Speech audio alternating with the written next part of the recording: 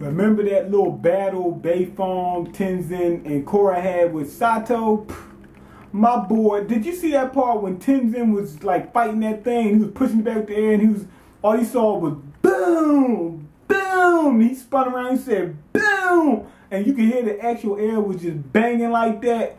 My boy Tenzin went in. I was like, calm down, Tenzin. But anyway, this is your boy Me. Welcome to the channel Anime and MangaMiyn more, and we getting ready to discuss the other elements or whatever Airbenders can, bending discussion, for Airbenders. Now, what you call them, I've been planning to do this for a while, but that, what you call them, North Star reviews, that set me back a while because I've been watching that all day, every day for the past, few days. But anyway, that was a mission. Turned me into a zombie for a second. But anyway, what you call them, J-Man and Nostradamus, they beat me to the punch. But anyway, let's go ahead and get into this. So let's talk about the other benders first off.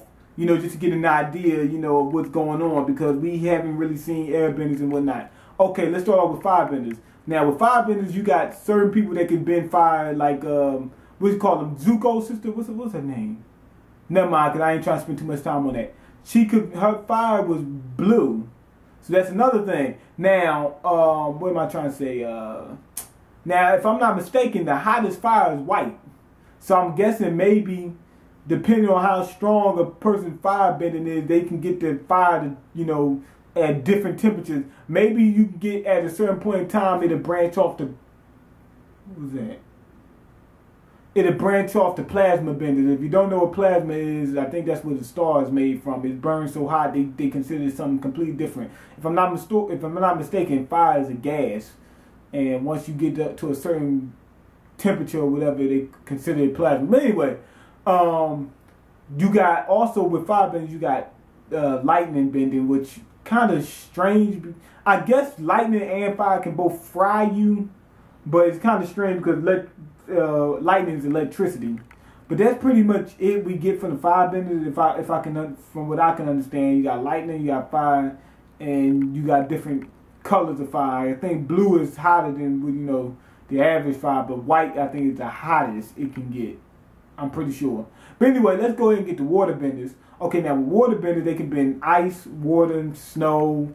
I think I've seen them bend that. Another thing they can bend is I think it branched off to swamp benders, which is with the people that they could bend those plants, like really wet plants. I'm guessing they're bending the water in those plants. That's another branch that came off that. And the final thing would be the blood bending, which is we only seen two people do. Blood is a lot of, I guess, water. It's water, in the human body, all throughout the human body, with like 70% water, I think. So anyway, that's what they can bend.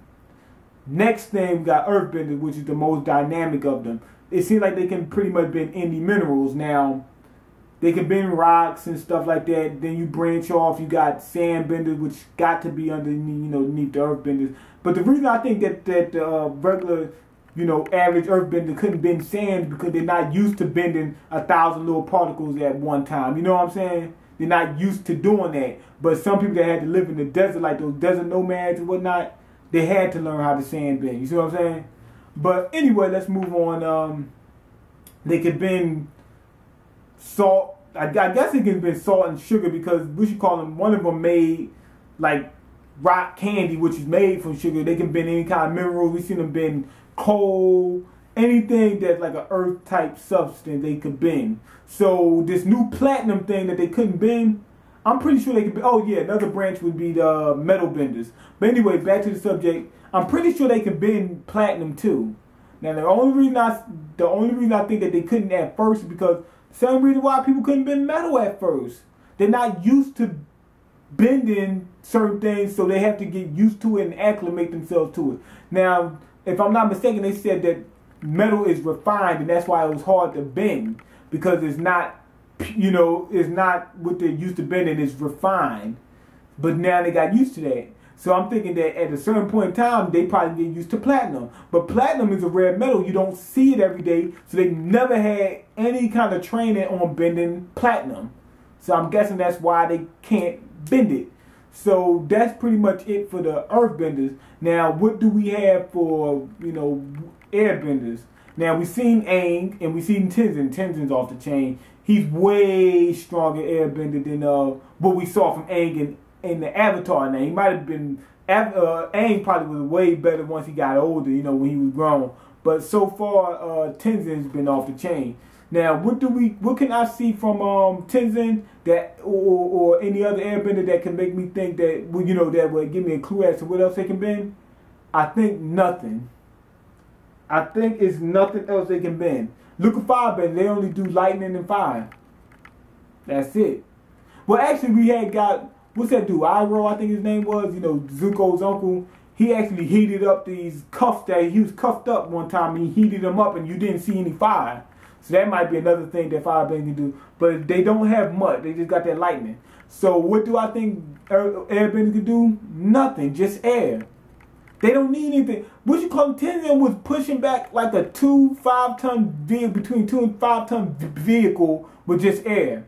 Now another thing is, air is abundant. It's all around us at all times. What else do they need? See what I'm saying? But I think what's going to happen is they're not going to bend, you know, a completely different thing. I think they're just going to have somebody that can bend in different kind of ways.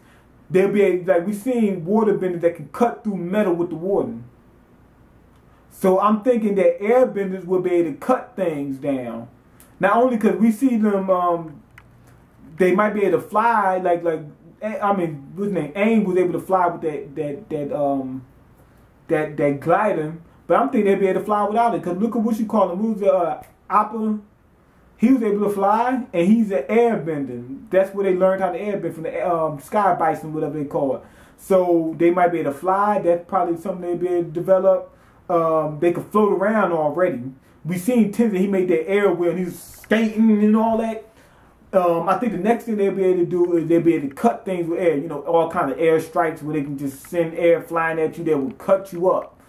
Tornadoes, stuff like that. So I don't think they'll be able to bend something other than air, but they'll just be able to bend it different ways. They'll be able to cut things with air and whatnot. Or they might be able to create vacuums where they push all the air out of a certain out of a certain area. And I don't know what kind of effect it has on the human body to be in an environment like that, but it can't be too good. So like what happens out of space, you know, it's probably something similar to that. I don't know. Say you won't freeze over. But I don't think they would be able to bend anything else. They just be able to bend in a multitude of different ways. But anyway, that's pretty much it. Go ahead and leave your comments. Let me know what you think, you know, yada, yada, yada. Y'all know the drill. Rate the video and subscribe, and I'm out. Peace.